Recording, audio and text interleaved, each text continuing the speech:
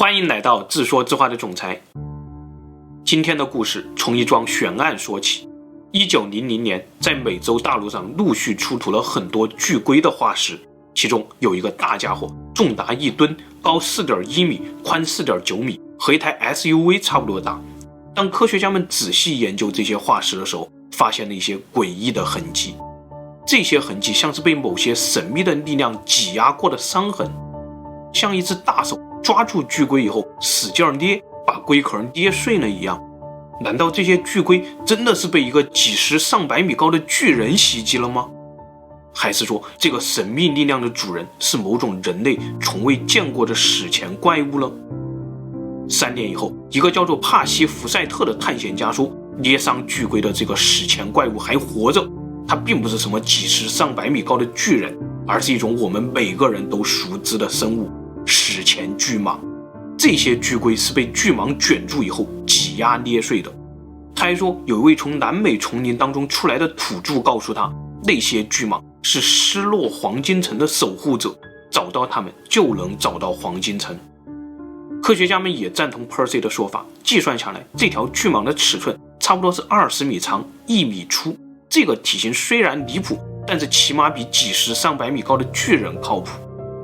他们催促 Percy 赶紧出发去寻找巨蟒，商人们也开始催促 Percy， 让他赶紧出发去寻找黄金城。包括新闻家、老百姓们也催促着 Percy， 让他快去，赶紧带回最精彩的探险故事。之后的5年当中，史前怪兽、失落的黄金城、食人土著、食人鱼群、猿猴大军，现实夹杂着幻想，全部被描绘了出来。当时就连光绪皇帝可能都听过这些探险传说，因为那个时候北京动物园正在向全世界购买奇珍异兽。传说光绪皇帝的特使专门在欧洲贴出过高额的悬赏令，说如果谁能把一条20米长的巨蟒安全地送到北京动物园，中国皇帝将奖励他100万两白银。不久以后， Percy 远征队再次出发。出发前 Percy 宣称他们已经定位了黄金城的位置，也在前面的探险中遭遇过守护黄金城的巨蟒。这次出发，所有的答案都将揭晓，黄金和巨蟒将被带回伦敦。但是远征队在这次行动中全部遇难，再也没有一个幸存者能够讲出他们的遭遇。真的有巨蟒吗？真的有黄金城吗？可能大家都想多了吧。科学家后来越来越理性地说，巨龟的伤痕可能是因为地质活动造成的，世界上不可能存在什么20米长1米粗的巨蟒。悬案又变成了悬案。时间到了2011年，一位古生物学家对记者说，除了在我那些最荒诞的梦境当中，我从来就没有想过我会发现一条14米长的巨蟒。现在地球上最大的蛇也差不多只有这一半大小。这位古生物学家叫做贾拉米洛，他说这句话的时候，一条15米长的巨蟒雕塑正在纽约中心车站展出。雕塑中，这条巨蟒正在吞食一条鳄鱼。这不是想象，而是现实场景的复原。贾拉告诉记者，2002年的时候，在哥伦比亚北部的一个煤矿当中，有一些史前化石露出了地面，是一些远古的植物。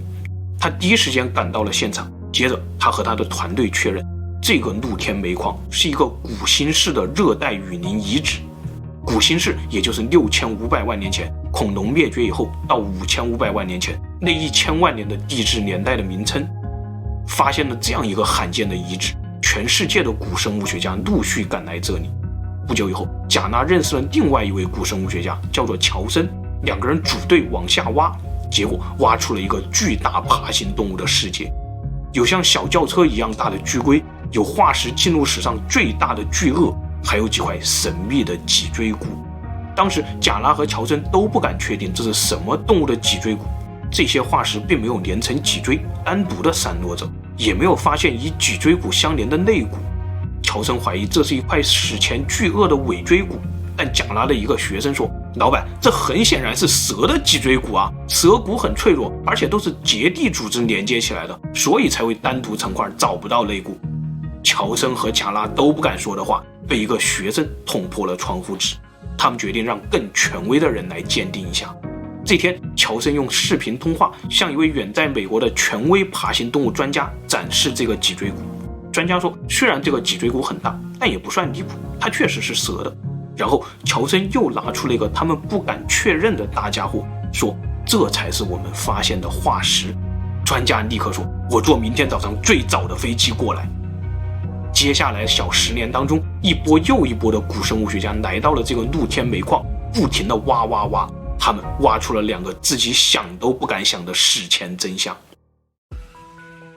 第一个真相，泰坦巨蟒。大约在5500万年前，这条巨蟒在南美洲的丛林里滑行，到处都是沼泽和湖泊。泰坦蟒开始了它的恐怖统治。它至少有1吨重，14米长，它可以一口吞下2米长的鳄鱼，连肚皮都不会鼓起来，这只是它的点心而已。它是现代蟒蛇的远亲，没有毒，它会用身体卷住猎物，肌肉收缩，直接用至少每平方厘米28公斤的收缩力将猎物碾碎。这条可怜的鳄鱼，在它被巨蟒袭击的时候，整个身体上受到的压力相当于1.5个布鲁克林大桥的重量。只有一瞬间，鳄鱼的骨骼和内脏就全部被压爆了。这就是恐怖的泰坦巨蟒，直到几年以前，科学家们甚至都不知道它的存在。这之前，科学家们公认世界上最长的蛇是非洲巨蟒，已经灭绝了。4000万年前生活在撒哈拉沙漠的南部，大概有10米左右。现存最大的蛇可能是南美洲的深蚺，有一条未经严格认证的深蚺，据说有8.8米。2003年，印尼有一家动物园宣称，他们刚刚捕获了一条14.85米的蛇，叫做桂花。游客们蜂拥上门，结果最后科学家实地测量以后，也只有7.5米。现在泰坦巨蟒被发现了，恰好也在南美洲。记者们一下就想起了100年前 Percy 的故事，还有那些巨龟身上的伤痕。看来那些传说都不是空穴来风。南美丛林里真的曾经有可以碾碎巨龟的泰坦巨蟒。但是这些巨蟒一直活到了100年前吗？它们没有灭绝吗？另一个层面，这些史前巨龟巨蟒又为什么长得这么巨大呢？接着科学家们讲出了另一个史前真相， P-E 极热事件。 P 和 E 代表着2个地质年代，简单的说就是恐龙灭绝以后，巨齿鲨出现以前，那个时候地球的大气和海洋当中出现了极大量的二氧化碳，导致全球变暖。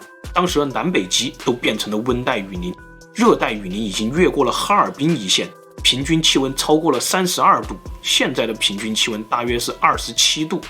本来恐龙灭绝以后，地球遭遇了核冬天，在低温环境当中，动物们纷纷把自己长得很大，这样就可以增加体积与表面积的比值，来控制热量的流失。但地球突然的高烧，那些长得小的动物反而更容易散热，都存活了下来。当时地球上的动物都开始小型化，但是有一个例外，那就是冷血的爬行动物。它们并不需要用更大的身体来保温，天气越热，它们反而能长得越大。于是巨型的鳄鱼出现了，巨型的乌龟出现了，同时猎杀这些巨鳄和巨龟的泰坦巨蟒也出现了。巨龟我们前面介绍了，这些巨鳄比巨龟更加恐怖，它们的祖先曾经是在白垩纪猎杀霸王龙的恐鳄，大约有5到10米长。到了 P-E 时代，它们长得更壮了，最大的一个化石复原以后，发现它有6米长，体重接近2吨，咬合力达到了惊人的450公斤，超过了霸王龙。它是当时陆地上的主宰，但直到它遇到了泰坦巨蟒。从堆积的化石上来看，泰坦巨蟒曾经特别喜欢猎杀这种巨鳄，从水中突然袭击，顶住第一口咬合，迅速卷住巨鳄，收缩身体，将它的骨骼和内脏全部压碎，变成一袋鳄鱼味的干脆面。科学家们通过计算发现，泰坦巨蟒的体型实在太大了，已经突破了生物体自重的极限，所以它必须依靠浮力才能生存。它一定是生活在沼泽和湖泊覆盖的区域范围内，这样一来，同样离不开水的巨龟和巨鳄也就成了它的主要食物。P-E 极热事件造就了这些史前巨兽。但是问题又来了，为什么地球会突然爆发极热事件呢？科学家们估算出来，大约在2万年以内，突突然有超过1万亿吨的碳排放被释放到了大气和海洋当中。现在每年全球的碳排放也不过10亿吨，那这1万亿吨的碳排放究竟要从哪里来了？全靠火山喷发吗？似乎怎么算都对不上。另一个悬案，地球又是如何从极热事件的高烧当中迅速降温的呢？科学的未知给我们留下了想象的空间。这些巨蟒会不会真的像探险家 Percy 说的一样，它们并没有灭绝，而是隐藏到了炎热的南美洲雨林当中？世界各地的民间传说也都有类似的说法，那就是巨蛇会成对的冬眠，躲进靠近地热温泉的地方，悄悄地把自己长得越来越大，直到修炼几千年变成人形来到人间。除了民间传说，全人类的宗教和神明似乎也都和巨蛇有关。在古埃及，法老的王权是蛇授予并且保护的，在中国也是由龙来授予我们天子，成为人间之王。在玛雅，有一种和龙长得非常像的生物来掌管他们的星辰、知识和玉米，被叫做羽蛇神。在印度和佛教的世界当中，蛇神那迦也是龙众，龙众和天众这些像神明一样的生物在一起，被称作8部天龙。甚至在古希腊神话中也有蛇女美杜莎蛇形权杖的故事，包括北欧神话中也有诸神黄昏的时候，索尔与大蛇耶梦加德同归于尽的故事。似乎在远古传说中和全人类的集体潜意识中，巨蛇是理所当然存在的，它们是神的象征。传说中还有另一类故事，从吉尔加美什手中偷走生命之树的是一条蛇，哄骗亚当夏娃偷吃禁果的是一条蛇，三星堆的青铜树下面是一条蛇，哄骗霍皮人进入地下世界的还是一条蛇。看来蛇失去了巨大的身体以后，似乎又在人类的传说中变成了某种邪恶力量的象征，这究竟是什么意思呢？另一个层面，在科学家的视角里，蛇类的起源至今也都是一个未解之谜。究竟是陆生的蜥蜴在进化中失去了四足变成了蛇，还是海生的蜥蜴像苍龙这一类的东西进化变成了蛇形呢？这种失去四足的进化又有什么必要呢？即使有了基因技术，现在的科学家依旧无法回答蛇类起源的问题，反而变得越来越复杂。因为基因证据表明，蛇竟然和蜥蜴无关，它既不是起源于陆生蜥蜴，也不是起源于像苍龙这种海生蜥蜴，那它究竟是什么呢？另外，蛇也是唯一一种征服了陆地、海洋和天空的物种。